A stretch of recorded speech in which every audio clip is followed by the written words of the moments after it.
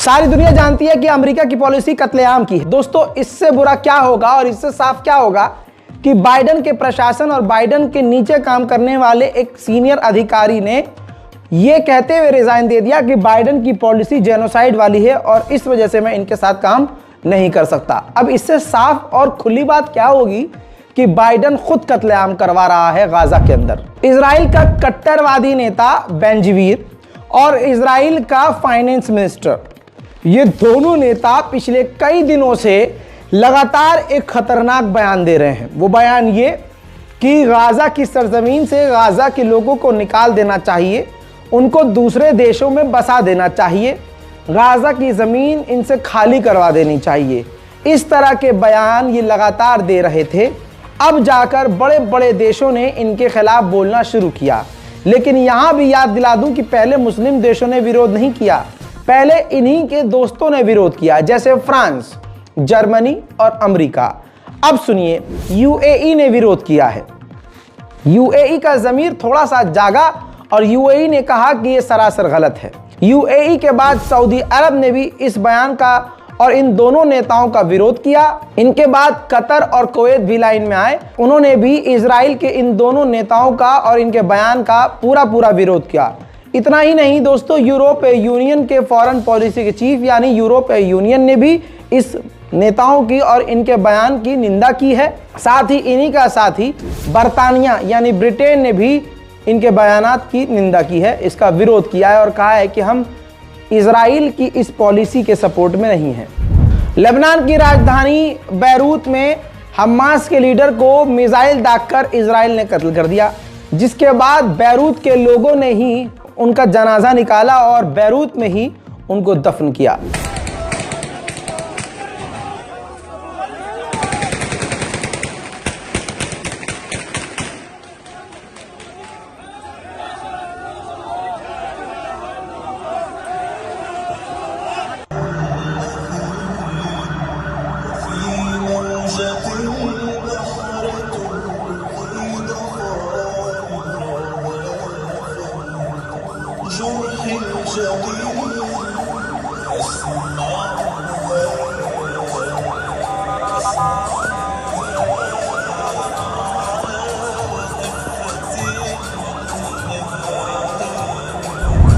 Gaza के लोगों का हाल काफी बेहाल है।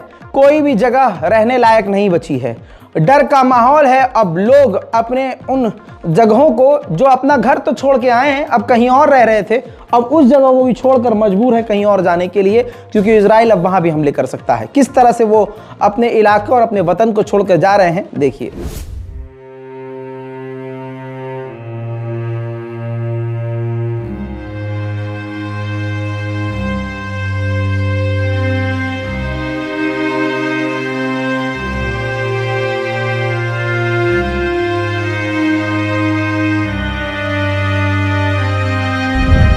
अमेरिका ने अभी चंद रोज पहले यमन के हूथीज को निशाना बनाकर उन पर बड़ा हमला किया, जिसमें यमन के 10 लड़ाके मारे गए थे।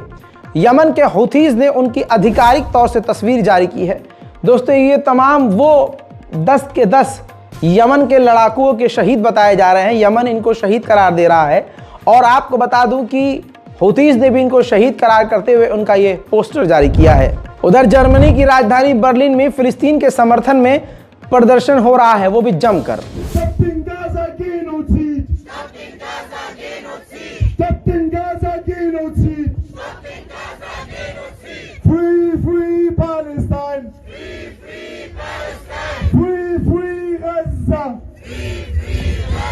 Viva, viva Palestina! Viva, viva Palestina! Oh, viva, viva Palestina! Viva, viva Palestina! Viva, viva Gaza!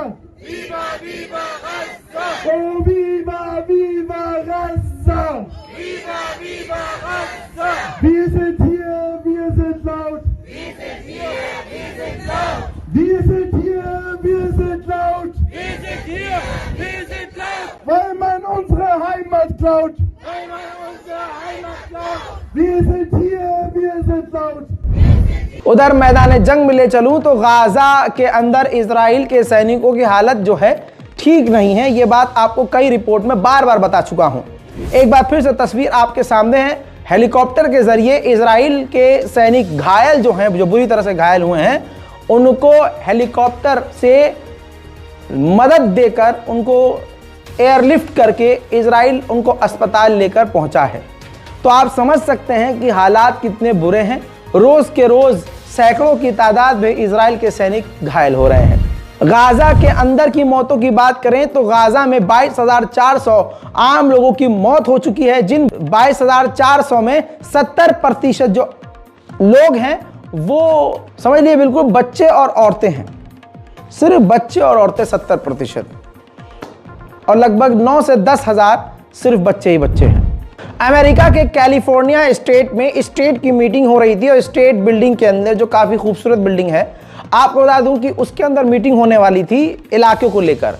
इससे पहले ही वहां फिलिस्तीन के समर्थक, जो कि मुस्लिम की बात नहीं कर रहा हूं, फिलिस्तीन का समर्थक जो भी नॉन मुस्लिम है, ईसाई है, खुद यहूदी भी मिलकर वहां प्रदर्शन करने लगे। उनकी मांग ये थी कि 30,000 गाजा और फिलिस्तीन के लोग मारे जा चुके हैं और इजराइल जंग नहीं रोक रहा है, इजराइल वॉर क्राइम कर रहा है, और तमाम विरोधी बातें इजराइल के खिलाफ की गई है। और फिलिस्तीन के समर्थन में उसी बिल्डिंग में प्रदर्शन होने लगा। आपके सामने स्पेशल रिपोर्ट थी।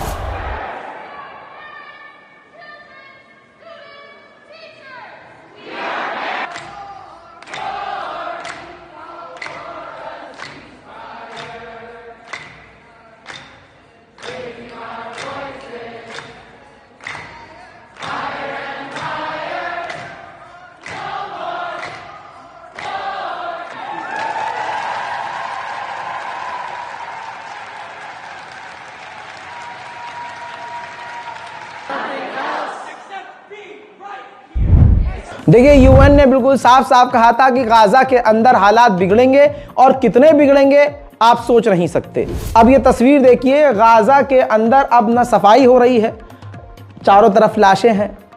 अब लाशों से बीमारियां, बदबू, सफाई हो नहीं रही है, कूड़ा इकट्ठा हो रहा है, कूड़ा वहीं का वहीं है। अब ऊपर से बरसात है, ठंड है, तो आप इमेजिन कीजिए कितनी खतरनाक बीमारियां फैल सकती हैं। गाजा पूरी तरह से परेशान है और दुनिया कुछ नहीं कर पा रही है। इस स्पेशल रिपोर्ट पर अपनी राय कमेंट में जरूर लिखिएगा।